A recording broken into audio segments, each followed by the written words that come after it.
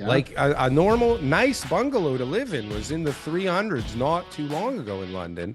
And now London's $1 million a pop. What are you seeing right now, Mark? I mean, January 2024 seemed to be pretty active. What are people saying and doing?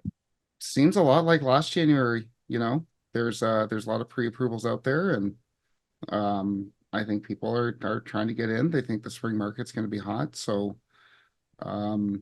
When you say not that think much the spring different than a market's year going to be ago. hot, Well, I mean, they've been told that that it's going to be, right? It's all over. Ooh. Rates are still higher than they were last year. So I'm not sure the buying power's there in the same area it was last year, but yeah. we're definitely starting off a pretty similar position. How about you? How many people are coming to you though, where they're just like, all right, Mark, got my down payment, got my T4s and NOAs, man, like, ooh, look at me. I want to buy this house. And then you're like, well, here's what the bank approved you for. Well, And they're just like, what? What do you mean? a lot more have done their research this year than in previous years. I think they've all got a pretty good idea of how much they can afford. And they're ready to go. It's all people that can buy.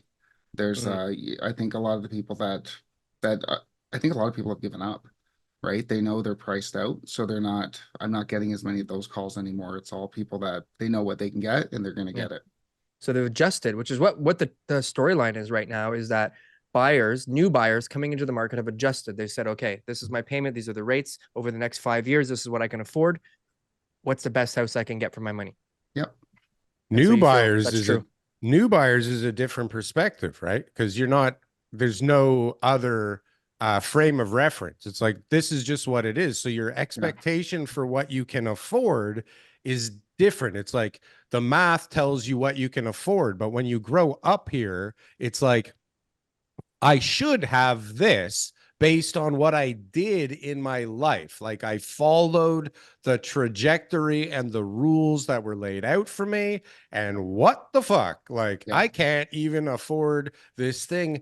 Like Milton used to be far. Now Milton is 1.4 million, right? London, where you are, used to be like 250 grand for a house not that long ago, right? Yeah. Like a normal, nice bungalow to live in was in the 300s not too long ago in London. And now London's $1 million a pop, right? For something real nice. Yeah. Like our average price is around 600. And I grew up here.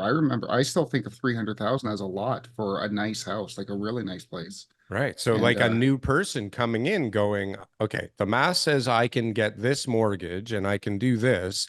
So now I can buy like a townhouse or a condo or whatever.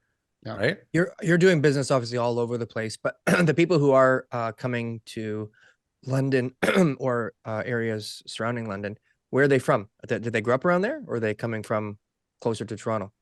Most of the people that are doing business here grew up here. And then I do quite a bit in Toronto and like Ottawa, Kingsville, like all over the place. But obviously the ones I meet in person live in London, and they all grew up here. It's not okay. So we're not seeing a shift, like, because the reason I said that is because Darryl was talking about, growing up on that path.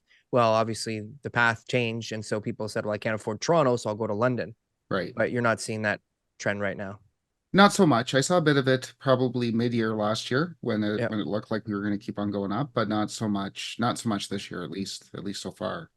All right. So buyers are buying. They adjusted to the new rates. They see what the environment is. They have a goal. I was saying this on one of our live streams this week, is that the people out there right now, they need to buy. They don't have a home to live in, or they are upgrading. Like they're going to buy no matter what, and they'll just figure out what the rules are and they'll play by the rules of the game.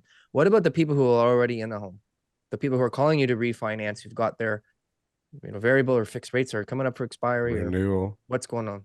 A lot of renewals. People are out there looking to get the best deal, obviously. The very few refinances. Why would you take money out of your house at 5.5%, 5%? Especially when it looks like in a year from now, a year and a half, rates should be much lower. But renewals, I'm seeing it's tough out there. People are seeing big increase in payments. Are people able to pay down big chunks in order to kind of help mitigate that? Or are people just saying like, give me the longest amortization you can so that I don't lose this thing? I'd say it's a mix. Some people are going with the 3-year because they don't want to lock in for 5. But then some just want the lowest rate to get the payment as low as as low as they can. So they do take that 5-year, which all things being equal, in 2 or 3 years, it shouldn't be at 5%. And again, my crystal ball works as well as yours, but so it yeah, sucks, they're taking ours the 5 was brutal last year. Oh, you're our interest rate, yeah, our interest rate, or interest rate 2022, meter? our interest Yeah. rate crystal ball, yeah, because I'm telling you, you know, nobody would have predicted this. I'm still in a variable rate. I'm riding this sucker out. Oh good for my you. God. I'm not changing nothing, you know, but I'm not in the worst of scenarios. I didn't buy or anything like that recently, right? I've Right. had the house for a long time. So You had some it's like, equity and yeah, it's a different animal. So I'm kind of like, Yeah. I want to Well, so, live but- by my decision here. Like, comment, and subscribe if you got anything from one of these clips. And if you want to see some more, press something on the screen here. Boom. That was good. That was good. I like that. That was good.